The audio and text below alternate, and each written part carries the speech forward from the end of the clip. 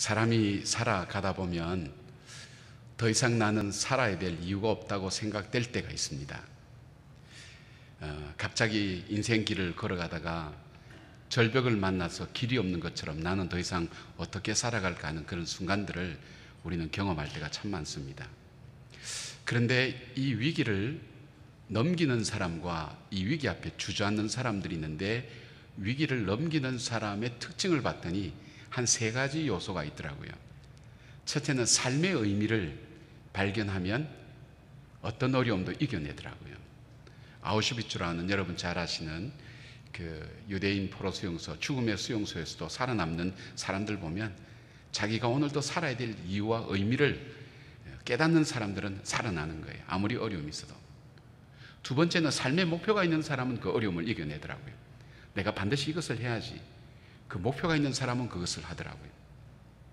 그리고 세 번째, 희망이 있으니까 그 일들을 이겨내더라고요. 아무리 좋은 환경 속에 좋은 일이 있어도 이 세 가지가 없으면 인간은 더 이상 자기의 앞길을 걸어갈 수 없는 것이 우리 사람의 마음입니다. 오늘 요한복음 21장은 복음서의 마지막 장입니다. 그런데 이 복음서의 마지막 장이 너무너무 어둡게 마무리되고 있는 것을 보게 됩니다. 그것은 바로 베드로라는 그 사람의 실패라는, 거기에 성경은 초점을 맞추고 있습니다.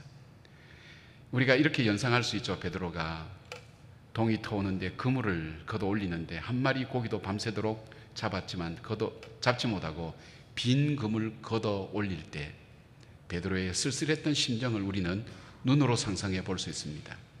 여러분은 그거 경험해 보신 적 있습니까?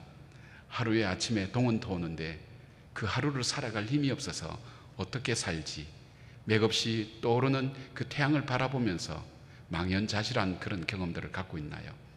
베드로가 바로 그런 심정이었을 것입니다. 원래 베드로는 그런 사람은 아니었습니다. 이 사람은 대단한 사람입니다. 베드로는 예수님이 칭찬하는 신앙 고백을 드렸던 사람입니다. 목회를 하면서 목회자 입장에서 저건 정말 바른 신앙 고백하면서 살아간 사람이야 하는 사람 만나보기 쉽지 않습니다. 저 자신부터 그러니까요. 그런데 이 베드로는 예수님이 칭찬하시는 신앙 고백을 드렸던 사람입니다. 놀라운 사람이죠. 주는 그리스도시요 살아계신 하나님의 아들입니다. 그리고 이 사람은 무리를 걷는 이적과 기적의 주인공입니다. 우리가 신앙생활할 때 꼭 필요한 것이 있다면 우리가 객관적인 이 말씀에 대한 지식도 있어야 되지만 그 말씀이 내 생활 속에 체험되는 그 주관적인 체험이 없이는 우리의 신앙생활은 완성되지가 않습니다. 그런데 이 베드로는 자기의 삶을 통해, 자기 생애를 통해 결코 치울 수 없는 예수님이 메시아라는 분명한 기적을 그는 체험했습니다.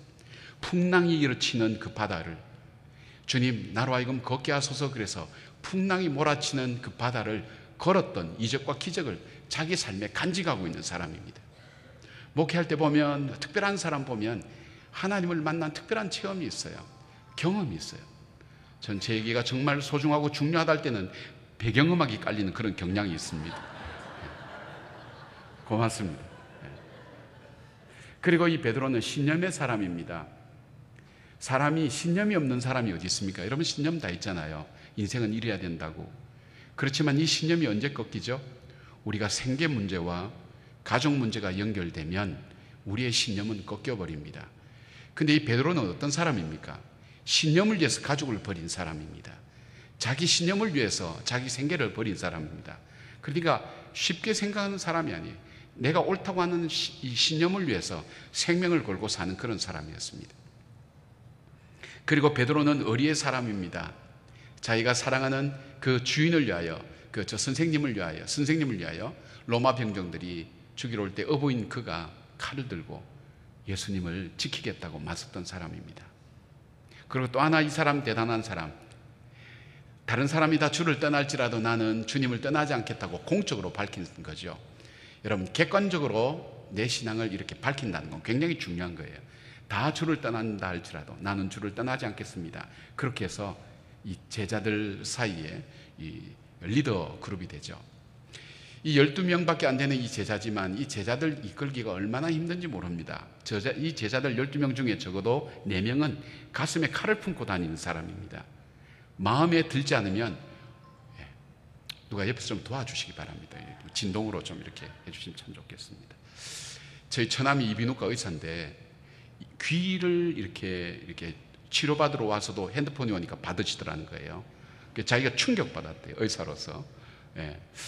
그러니까 좀 집중해서 우리가 할 수 있도록 좀 도와주시길 바랍니다. 고맙습니다. 제가 어디까지 했는지 모르겠습니다.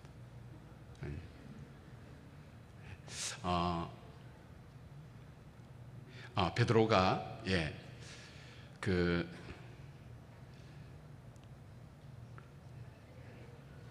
도와주시기 바랍니다.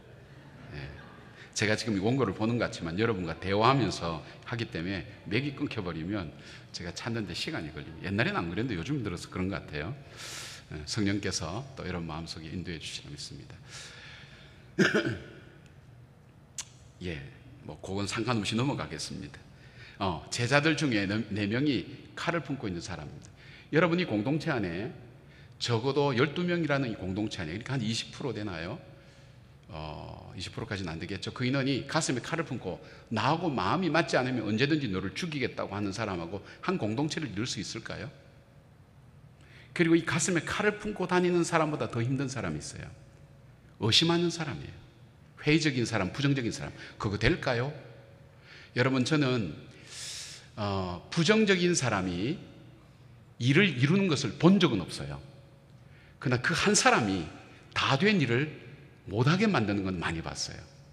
부정적인 사람 한 사람은 굉장히 어렵습니다. 공동체 이끌어갈 때 얼마나 힘든지 알 수 없습니다. 목사님, 그거 될까요? 된다는 보장 있나요? 책임지실래요? 기가 막힌 사람들이 있어요. 그 제자들 중에 도마라는 친구는 그렇게 똑똑하게 합리적으로 그렇게 현실적이고 실용적이고 그리고 세속적인 관점을 가지고 그렇게 접근하면서 이게 믿을 수 있는지 접근하는 사람입니다. 이것보다 더 힘든 사람이 있어요. 편견을 가진 사람입니다. 남자가 뭘 할 줄 안다고, 여자가 뭘 할 줄 안다고, 이제 이민 온 사람들이 뭘 할 줄 안다고, 오래되신 어른들이 뭘 할 줄 안다고, 이런 편견을 갖고 있는 분들이 있어요. 이 편견은 무섭습니다.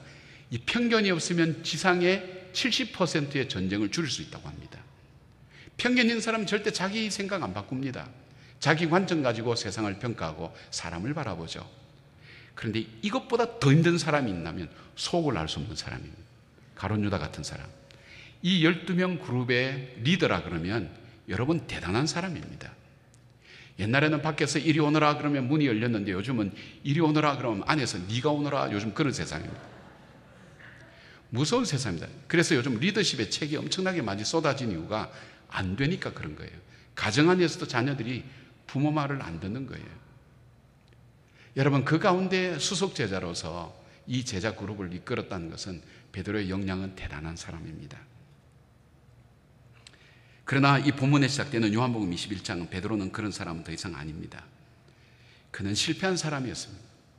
제자로서도 실패한 사람, 스승과의 관계에서도 실패한 사람, 그리고 업으로서도 실패한 사람이었습니다. 자기가 이 세상에 가장 잘하는 그 일들을 통해서도 그는 밤새도록 고기를 잡았지만 건지지 못하는, 자기가 가장 잘해왔던, 잘할 수 있던, 그리고 잘한다고 자신했던 부분에서도 그는 실패한 사람으로 오늘 우리 가운데 보여지고 있습니다. 리더로서 헌신과 약속을 지키지 못한 사람, 그리고 자기의 이름값도 하지 못한 사람이었습니다. 베드로라고 하는 이름, 바로 이 반석 바위처럼 그렇게 아름답고 흔들리지 않게 살기를 원했던 주님의 그 바람과는 반대로 그는 바람에 흔들리는 갈대처럼 이리 휘날리고 저리 휘날렸습니다. 큰 일도 아니었습니다. 작은 계집아이의 질문 3가지 앞에 그 인생은 여지없이 무너지고 말았습니다. 그리고 그가 예수님의 부활하신 것을 무덤에 들어가서 제일 먼저 확인했지만 양심에 갇히게 되면서 그는 나는 원래 이런 사람은 아니었어. 나는 예수님을 따라다닐 만한 그런 위대한 존재는 아니었어. 나는 결국 어부에 불과해. 그렇게 해서 바닷가로 돌아온 겁니다. 그런데 자기가 잘할 수 있다고 생각하는 바로 그 일 앞에서도 그는 실패자로 다시 회복할 수 있는 아무런 것도 가지지 못하고 동은 터오는데 하루를 살아갈 의미를 찾지 못하고 그는 이 아침을 맞고 있는 것입니다. 사랑하는 여러분, 오늘 이 내용만 보면 베드로는 다시는 회복할 수 없는 사람처럼 보입니다. 다시 시작할 수 있는 아무것도 없는 사람처럼 보이게 됩니다. 그러나 우리가 한 장을 넘기게 보면 사도행전에 가면 베드로는 초대교회의 반석처럼 귀하고 존귀하게 쓰임받는 사람이 되어 있는 것을 보게 됩니다. 이 인생의 반전이 어디서부터 시작되었을까요? 우리는 다시 시작하고 싶지만 어떻게 시작해야 될지 알지 못해서 시작하지 못합니다. 그리고 다시 시작할 용기가 없어서 시작하지 못하는 분들이 얼마나 많은지 모릅니다. 베드로의 시작은 어떻게 해서 이루어질까요? 제일 먼저 베드로의 새로운 시작, 그 시작은 예수님이 베드로를 찾아오심으로부터 시작되었다는 사실입니다. 예수님께서 베드로를 찾아왔다, 그렇게 하면 여러분, 우리가 단순히 별로 우리 마음속에 와닿지 않습니다. 부활하신 주님께서 실패한 베드로를 찾아왔다고 얘기할 때는 얘기가 달라집니다. 세상에 실패한 사람을 다시 찾아온 사람은 없습니다. 사랑의 교회도 제자 훈련 시킬 때 순장, 제가 휴스턴의 가정교회 세미나 갔을 때 그 최 목사님께서 하신 말씀이, 순장을 세울 때는 어떤 사람을 세우느냐, 한 번이라도 성공에 대한 경험이 있는 사람을 세운다는 거예요. 한 번도 성공하지 못한 사람은 아무리 탁월해도 안 세운다는 거예요. 왜냐? 실패한 사람에게서는 왜 실패했을까 교훈을 얻을 수 있지만, 실패한 사람은 성공할 확률이 별로 없어요. 여러분이 정말 중요한 일 동업할 때 같이 하다가 실패한 사람 찾아갑니까? 안 찾아갑니다. 실패한 베드로. 예수님은 베드로에게 모든 것을 걸어 놓았어요. 모든 것을 맡겼어요. 그런데 기대한 만큼 이상으로 베드로는 모든 것을 다 박살내 버렸어요. 이쩌면 예수님의 3년 사역을 모두 원점으로 돌려놓는 그런 실패를 했던 그 베드로를 예수님이 찾아갔단 말입니다. 사랑하는 여러분, 예수님이 실패자인 베드로만 찾아간 것이 아니라 또 한 번 우리가 볼 수 있다면 베드로를, 예수님이 찾아간 그 베드로는 배신자였습니다. 여러분, 인생을 살다 보면 여러분도 배신당한 적 있죠? 전 세상에서 가장 찾아가기 어려운 사람이 배신자 같아요. 저도 목회를 하면서 정말 제가 참 잘 도와준 그 친구들 중에 제가 가장 어려울 때 제 등에 비수를 꽂고 돌아선 친구들 많아요. 제가 잘못 살아서 그런 것도 있지만은 너무너무 가슴이 아파요. 제가 이미 용서는 했어요. 뭐 별로 그 마음에 제가 담아둘 가치가 있는 것이 아니니까 용서는 했지만, 제가 지금까지 꽤 시간이 흘렀는데 제가 스스로 그 사람 찾아가 본 적은 없습니다. 찾아오면 만나긴 만나요. 제가 잠깐만 운전을 도와주는 분에게 부탁을 해서 차에서 그냥 잠만 잠깐 자고 일어나서 그분에게 가서 내려서 악수를 하면 끝나는데 그게 안 되는 거예요. 세상에서 가장 먼 거리가 어떤 거리인가? 배신한 사람과의 거리라고 얘기합니다.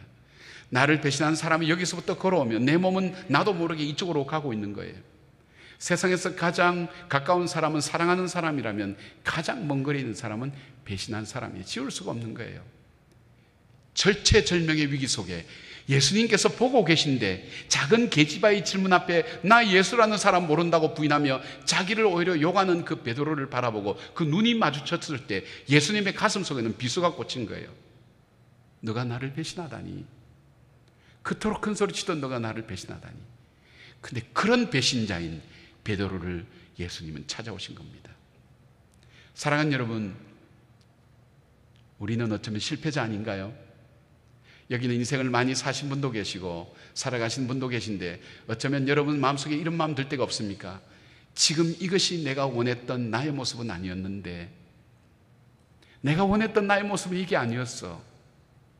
나는 정말 좋은 아빠 되고 싶었는데, 좋은 엄마 되고 싶었는데, 나는 부모로서 내 자녀를 볼 때 어쩌면 나는 실패자가 아닌가, 되돌릴 수 없는 실패자가 아닌가. 나는 직분자로서, 아니면 내가 꿈을 꾸고 살았던 내 삶의 모습, 그러나 지금 어느 시점에서 나를 돌아볼 때 내 모습은 이것이 아니었는데 어떻게 해서 여기까지 올 수 있게 되었을까? 여러분 부모로서 성공하신 분들입니까? 어쩌면 여러분의 가정에서 성공하신 분입니까? 여러분이 포기하기 때문에 살고 있지, 지금 마음만 먹을 수 있다면 얼마든지 이혼하고 싶다고, 내가 원했던 가정은 이게 아니었다고, 내가 원했던 저 사람은 나의 이상형이 아니었다고 생각한 사람 얼마나 많을까요? 우리 한국의 이혼율이 과반수가 넘었지만 이 과반수가 넘었다면 과반수 정도 되지만은 그보다 더 심각한 문제는 지금도 살고 있는 사람의 70%가 기회만 되면 이혼하고 싶다고 얘기한 통계 자료가 나온 거 보면 여러분, 우리는 가정에서 성공한 사람이라고 생각하기에는 쉽지 않는 거예요. 여러분 삶에 있어서 성공자입니까? 아니, 그보다 더 심각한 것은 여러분은 주님과의 관계 속에서 배신자는 아니신가요? 여러분의 이익 앞에, 여러분의 신념 앞에, 여러분의 어떤 옳다고 생각하는 유익 앞에 예수님의 뜻을 짓밟아버리고 그 위에 서서 나의 길을 걸어갔던 그런 삶은 없는가요? 요셉은 하나님이 보고 계시니까 두려워서 그렇게 하지 못하겠노라고 옷을 벗어놓고 도망갔다면 우리는 그런 유혹 앞에 너무나 쉽게 우리 자신을 던져버리진 않았나요? 제가 일본에 집회 갔을 때 한 교회 갔더니 화상이 하나 있어요. 그 화상이 뭐냐고 그랬더니 이게 후미에입니다 그래요. 이게 무슨 그림이냐고 그랬더니 이게 일본이 1600년부터 1850년까지 한 200년에서 250년이 막부 시대라 그럽니다. 그때 캐톨릭 신자를 기독교인을 굉장히 많이 박해했죠. 그때 쓰여졌던 화상이라는 거예요. 이 화상을 갖다 놓고 이걸 밟으면 살려주고 밟지 않으면 이제 감옥에 넣는데, 이 감옥이 어떤 감옥이냐? 가족들이 다 모여 있는 자리에서 그 가정의 가장 어린 손자와 손녀 같은 어린아이를 거꾸로 매달아 놓고 이 머리 쪽에 약간의 구멍을 내는 거예요. 피가 한 방울 뚝뚝 떨어져서 죽는 거예요. 아이가 죽겠다고 고함을 지르는 것을 보면서 예수 믿을래 안 믿을래 계속 묻는 거예요. 죽어가는 과정 속에서. 그래서 안 믿겠다 그러면 그 아이하고 살려주는 거예요. 그리고 바닷가에 기둥을 박아서 거기에 맨몸으로 묶어 두는 거예요. 바닷물이 목까지 차올 때는 차가운 바다의 냉기가 들어오면서 빠져나갔을 때 뜨거운 태양이 오면서 그렇게 해서 죽어가는 사람들이 무려 40만이 된다는 거예요. 그 장로님 말씀이 그래요. 그 장로님이 하신 말씀이 그래요. 목사님, 저는 일본을 이해 못하겠어요. 그러나 하나님께서 일본을 지금도 붙들고 있는 이유가 있다면 그 신앙을 지키기 위해서 30만 내지 40만의 사람들이 죽음 앞에서도 주님을 배신하지 않았던, 자기의 이익 앞에서도 주님을 배신하지 않았던 그 사람들의 순교의 피 때문에 하나님께서 일본을 붙들고 있지 않냐, 저는 자기는 그렇게 생각한다는 거예요.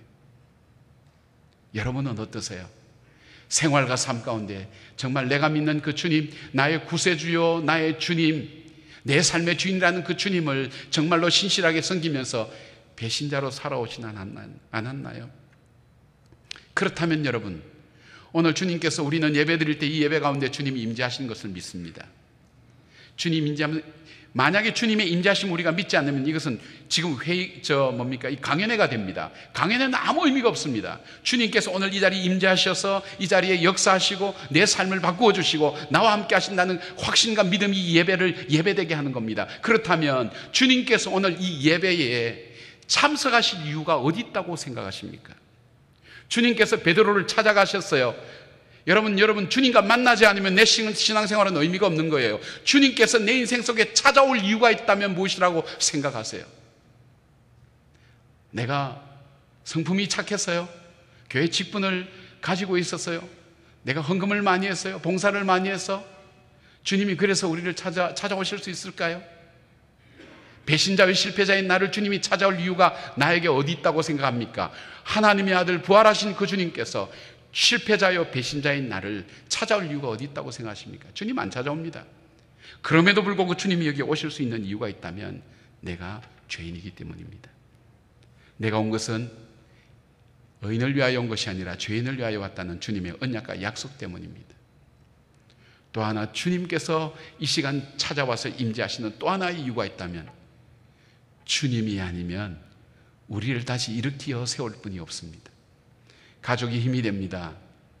어려울 때 가족들이 많이 힘이 됩니다. 그러나 마지막 생명을 던지는 사람들의 그 유서 속에는 가족들에게 미안하다는, 바로 사랑한다는 그 말만 남기고 세상을 떠난 이유가 뭘까요? 자기의 정말 어려운 문제 앞에서 가족은 그렇게 힘이 되지 않는다는 것을 잘 알기 때문입니다. 나로 하여금 다시 시작하게 하시는 분, 다시 일어서게 하는 분은 바로 그 주님밖에 없기에 주님은 찾아오시는 겁니다.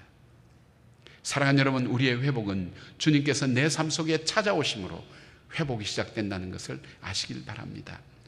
새로운 사업 자금이 들어와서 새로운 사람을 만나서 새로운 것이, 이 세상에 새로운 것은 아무것도 없습니다. 주님께서 나를 찾아오실 때 나에게 있어서 진정한 새로운 시작이 이루어진다는 것, 우리는 베드로를 통해서 말씀해 주십니다. 그리고 오셔서 주님께서 말씀하십니다.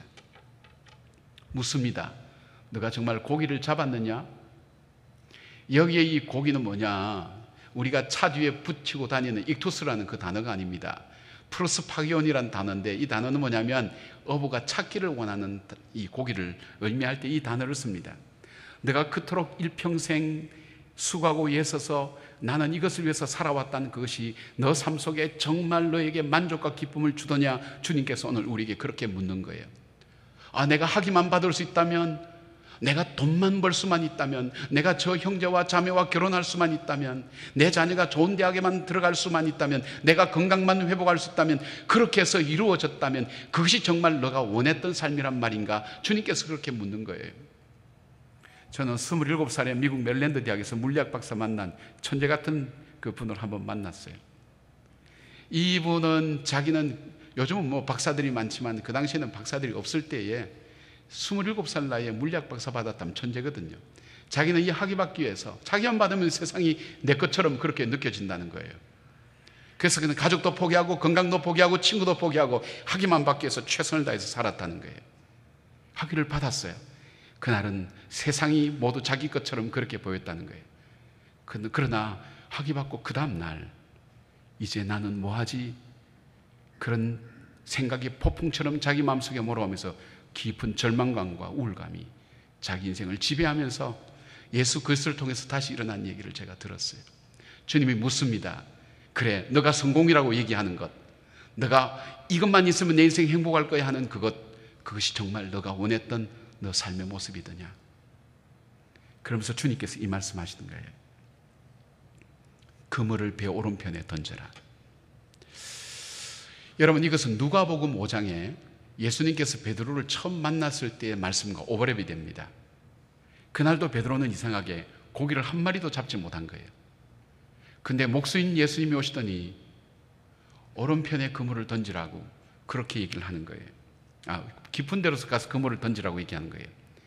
베드로는 자기의 경험상, 지혜와 지식상, 환경상 모든 것을 다 동원해도 지금 이 시간에 깊은 곳으로 가서 배 오른편, 자기가 깊은 곳으로 가서 그물을 던져도 고기를 잡을 리가 없어요. 왜? 조금 전까지 그물을 내렸으니까.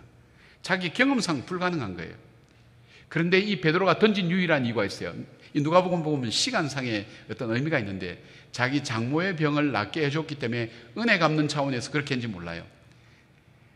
내가 그물을 단지 던질 이유는 없지만 말씀에 의지하여, if you say so, 당신이 그렇게 말씀하심으로 말씀에 의지하여 내가 그물을 내리겠다는 거예요. 내 환경과 내 주관과 내 생각 가지고는 그물을 내릴 이유가 아무것도 없다는 거예요. 그물을 던졌는데, 조금 전까지 실패했는데 고기가 잡힌 거예요. 여러분, 사람이 그토록 찾던 그 고기가 잡혔을 때 고기로 달려가는데 베드로는 그렇게 하지 않았어요. 너무나 충격이었어요. 그 고기를 잡게 한 주님께로 간 거예요. 거기서 무릎 꿇고 주여 내가 죄인입니다, 나를 떠나소서, 놀라운 뜻밖의 고백을 하게 됩니다. 이것이 예수님을 따르게 된 굉장히 중요한 요건이 되기도 합니다. 그리고 세월이 3년 지나서 오늘 실패한 현장에서 다시 일어설 수 없었던 그 베드로에게 주님은 오른편에 그물을 던지라고 그렇게 말씀합니다. 그물을 던졌을 때 고기를 잡게 됩니다. 이것은 주님께서 뭘 말씀하시기를 원했을까요? 베드로야, 네가 네 지혜, 네 능력, 네 지식, 네 경험, 네 돈, 그것 가지고 살아가는 삶의 마지막은 실패야. 사랑하는 여러분, 내가 내 지식 가지고, 내가 내 재물 가지고, 내가 내 노력 가지고 애써서 내 인생을 이루겠다고 생각할 때 그 마지막은 실패라고 주님께서 분명히 말씀하시는 거예요. 저는 성공한 사람이 마지막 떠나면서 목사님 나는 헛살았어요 하는 얘기 참 많이 들었어요. 남들 볼 때는 성공했어요. 그러나 자기가 자기 인생 돌아볼 때는 헛살았어요 하는 얘기를 많이 듣습니다. 왜 그럴까요? 오늘 주님께서는 이걸 통해서 베드로에게 레슨하시는 부분이 있어요. 이게 뭡니까? 베드로야, 네가 네 지식과 세상의 환경과 여건과 네 상황과 이것을 이용해서 살아갈 때 네 삶의 마지막은 오늘 이 바닷가에서 네가 가장 잘하는 일까지도 성공할 수 없는 실패자와 배신자로 설 수밖에 없는 것이 인생의 마지막이야. 그러나 너가 말씀에 의지하여 그물을 내릴 때 실패한 그 자리에서 새로운 것을 얻지 않았니? 베드로야, 너가 실패한 것이 있다면 너가 노력하지 않아서 그런 것도 아니야. 너가 실패한 것이 있다면 말씀에 의지하여 살지 않았던 너 삶 속에 있었던 거야 하는 것을 베드로에게 일깨워 주시는 거예요. 여러분, 이 초대교회 가면 베드로는요 철저하게 말씀에 의지하여 삽니다. 2000년 동안 내려왔던 깨어지지 않던 이방인을 향한 이 복음을 증가하는 것도, 하늘에서 보자기가 내려와서 먹지 못할 것을 이 하나님께서 먹으라 그럴 때 주님, 나는 이걸 한 번도 먹은 적이 없습니다, 그렇게 얘기하면서 거절했던 이 베드로, 바로 이 경험이 없었으면 그는 이방인을 향한 복음의 길을 열 수가 없는 거예요. 말씀에 의지하여. 여러분, 이 말씀에 의지하여 산다는 것, 시편 기자는 주의 말씀은 내 발의 등이요, 내가 오늘 한 발 한 발 디딜 때 이 말씀이 내가 잘 디디고 있는지 잘못 디디고 있는지를 볼 수 있도록 하는 그 말씀은 내 발의 등이요, 내 인생의 방향과 그리고 목표를 알 수 있는 내 길의 빛이나이다, 그렇게 고백했던 시편 기자처럼 말씀에 의지해 사는 것이 얼만큼 중요한가. 여러분, 이스라엘 백성을 하나님께서는 사랑하셔서 10번이나 바로가 막는 걸 이 주님께서 10번의 재앙을 통해서 이스라엘 백성 출애굽시켰어요. 그러면 이 하나님의 언약의 백성을 애굽 출애굽시켰다면 가나안 땅으로 바로 넣어야 되는데 가나안 땅이 아니라 광야로 몰아넣은 거예요. 그것도 40년 동안. 40년 얻어먹게 만들었어요. 자기가 할 수 있는 걸 못하게 만들었어요. 여러분, 세상에 가장 치사한 게 계속 얻어먹는 거예요. 40년 동안 얻어먹게 만들었어요. 하나님 안 주시면 못 먹게 만들어요. 그리고 자기 마음대로 거주 이전의 자유를 주지 않았어요. 오늘은 내가 빨리 가고 싶어, 오늘은 내가 여기 좀 더 머물고 싶고, 상관없어요. 성막에 구름이 머물면 머무는 거고 가면 가는 거예요. 인간의 판단과 계산과 그리고 인간 속에 있는 모든 것 하나님 완전히 박살내버렸어요. 40년 동안에 자기 주관과 자기의 생각 옳은 것이 없어요. 분명히 여기 머물러야 돼. 그런데도 구름이 뜨면 가는 거예요. 떼약빛이 내려치고 고난과 어려움과 시련이 오는데도 불구하고 구름이 머물러 있으면 가지를 못하는 거예요. 인간의 생각과 판단을 완전히 40년 동안 완전히 뭉개버린 거예요. 그리고 가나안 땅 들어가기 전에 모세를 통해서 이 부분을 설명해 줍니다. 너희들이 40년 동안 광야길 걸었지. 예, 정말 이해하지 못할 일이었습니다. 우리를 사랑하는 하나님이 왜 이 광야길로 우리를 몰아넣었습니까? 그런데 하나님 말씀이 신명기 8장에 그 말씀 나온 게, 사람이 떡으로만 사는 것이 아니요 하나님의 말씀으로 사는 줄 깨닫게 하려 함이라 그랬어요. 하나님 말씀으로 사는 것은 굉장히 중요합니다. 하나님께서 하나님 말씀으로 사는 거구나 하는 것을, 이 한 가지 레슨을 위해서 40년이라는 긴 세월을 단순하게 만나와 메추라기를 먹이시고 구름 기둥과 불 기둥으로 인도하시면서 하나님께서 40년 동안 훈련시킨 단 하나의 이유가 있다면 말씀에 의지하여 살아가는 거예요. 사랑하는 여러분, 요즘은 돈에 의해서 우리 살아가는 세상에, 자기 명예와 욕망을 위해서 살아가는 세상 속에 주님은 오늘 선한목자교회를 통해서, 여러분의 인생을 통해서 말씀에 의지하여 살아가는 삶을 주님은 오늘 우리에게 레슨하고 계십니다. 실패하지 않는 인생, 하나님의 말씀을 따라 걸어가는 삶이 될 때 하나님께서 여러분의 삶을 지켜주시고 책임주신다는 것을 말씀하고 있습니다. 그리고 주님께서 바로 이 제자들에게 먹을 것을 준비해 주십니다. 여러분, 첫날 광야의 잔치를 보셨죠? 제자들이 올라오니까 주님께서 고기와 떡을 굽고 계셨어요. 그것을 볼 때 연상되는 게 뭘까요? 인생의 풍성함이 어디에 있었던가? 좋은 건물에 있었는가? 재정의 많음에 있었는가? 그리고 사람들이 전부 다 좋은 데 있었는가? 그렇지 않다는 것. 내 인생이 때로는 광야 같다 할지라도 그 속에 주님이 함께 계실 때, 그 속에서 물고기 2마리와 보리떡 5개를 가지고도 5,000명을 먹이셨던 인생의 진정한 풍성함은 이 땅의 소유와 이 땅에 보이는 것이 아니라 주님과 함께함이 가장 인생의 풍성함이 아니든가 하는 것을 그들이 거기서 바라본 거예요. 사도행전의 역사 보면 그들은 인생의 좋은 것보다도 주님과 동거함을 선택하는 이 사람들인 것을 보게 됩니다. 왜요? 인생의 진정한 풍성함은 내 인생이 광야처럼 즐겁게 하는 것이 없다 할지라도 나로 하여금 나되게 보여지게 하는 것이 없다 할지라도 그 주님과 동행할 때 인생의 진정한 의미와 풍성함이 있다는 것을 이 제자들은 바로 그 사건을 통해서 보게 됩니다. 그리고 주님께서 요한의 아들 시몬아 묻습니다. 이건 풀네임입니다. 존중하는 것입니다. 여러분, 예수님께서 베드로에게 부르고 싶은 호칭이 있다면 뭘까요? 이 실패자야, 이 배신자야. 그래서 오늘 예수님께서 오늘 내 삶과 내 생애를 보면서, 내 생활을 보면서 부르고 싶은 나에게 붙여질 형용사의 이름이 있다면 바로 그런 표현이 아닐까요? 여러분, 정말 양심적으로 여러분을 아는 사람에게 진실로 나 삶에, 내 인격과 살아온 삶에 대해서 정말 붙여줄 만한 형용사 하나만 붙여달라고 얘기할 때 그 친구들이 내가 생각하는 그 단어를 쓸까요? 제가 이제 교회에서 어떤 분이 기도 제목을 냈는데요, 제가 참 인상적이에요. 하나님, 우리 목사님 겸손한 척하면서 교만하지 않도록 도와주시고, 전곡을 찌르는 거예요. 맞다. 정말 기가 막힌 참 그것을 보고 있다는 거예요. 사랑하는 여러분, 오늘 우리의 삶을 살아가면서 우리는 때로는 인생에 있어서 어렵고 힘들 때가 많은데 배신자요 실패자, 그러나 주님은 그렇게 하지 않았어요. 풀네임 불러주셨어요. 우리를 귀하고 여전히 존중한다는 주님의 의미를 담고 있었어요. 제가 이제 시청각 효과를 더해서 돈을 갖고 왔는데, 이 돈이죠. 이게 20불짜리입니다. 이것 가지고 20%치를 살 수 있는 거예요. 이걸 구겨볼까요? 자, 구겨진 돈입니다. 얼마입니까? 20불이죠. 이거 제가 밟아볼게요. 밟힌 돈입니다. 얼마죠? 이거 찢어볼게요. 여러분은 자기 돈 아니라고 이 돈이 찢어진 돈 어떻게 비명소리도 안 지르십니까? 찢었다 치고. 찢어진 돈 이거 얼마예요? 20불이죠.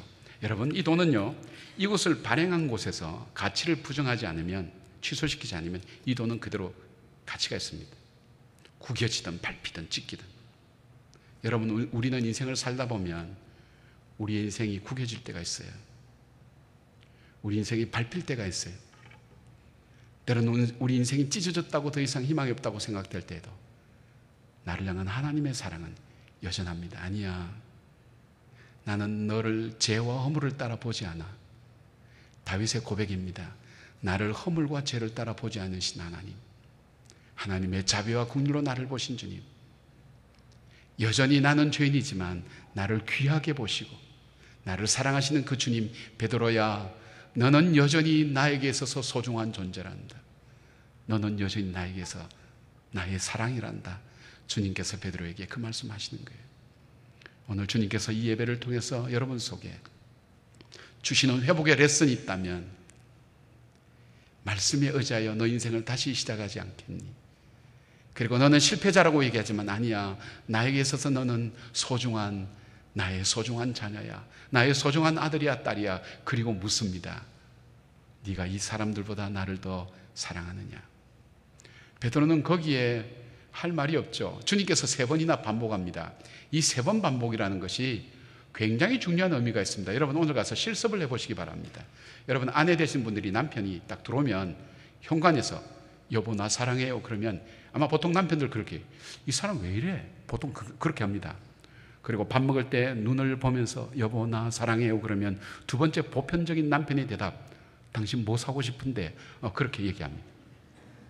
그리고 3번째 지나서 차 한잔 마실 때 여보 나 사랑해요 그러면 그때부터 그 남편이 근심하기 시작합니다.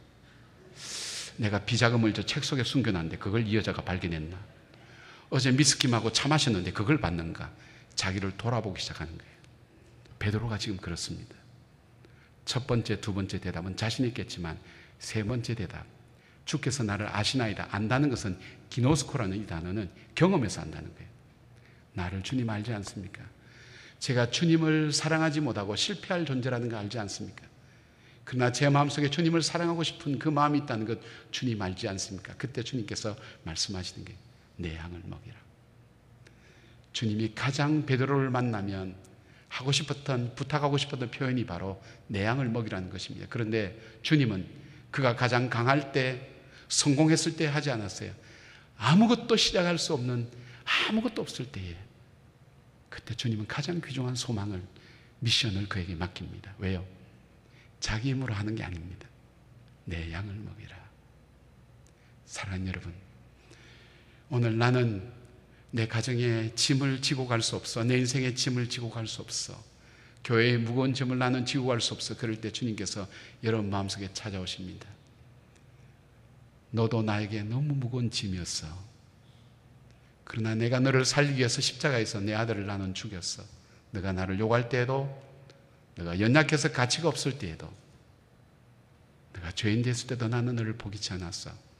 그것이 사랑이야. 내가 힘들더라도 나를 사랑한다면, 내 사랑을 기억한다면 가정의 짐을 조금만 감당해 줄 수 있겠니? 네 인생의 무거운 짐 포기하지 않고 조금만 짊어지고 갈 수 있겠니? 교회의 어려운 시험과 문제들을 내가 포기치 않고 나의 몸된 이 교회를 너가 끝까지 짊어지고 가겠니? 주님께서 오늘 묻습니다. 주님께서 어쩌면 여러분이 입술의 고백을 기다리고 계십니다. 네가 나를 사랑하느냐? 어떻게 대답하시겠습니까? 그것은 여러분의 몫입니다. 기도하겠습니다. 이 시간에 여러분께서 주님의 이 질문 앞에 한번 대답해 보시겠습니까? 큰 소리가 아니어도 괜찮습니다. 한마디라도 괜찮습니다. 주님 묻습니다. 사랑하는 아들아, 딸아, 너가 나를 사랑하니? 그렇다면 내 양을 먹을 수 있겠니? 너가 지금 내려놓고 싶은 그 짐을 나를 사랑한다면 말이야, 감당할 수 있겠니? 내가 도울게. 주님은 오늘 우리에게 묻습니다. 여러분 오늘 어떻게 대답하시겠습니까? 주님 앞에 한번 대답해 보시죠. 조용히 한번 대답해 보시죠. 네가 나를 사랑하니? 네가 나를 사랑하니?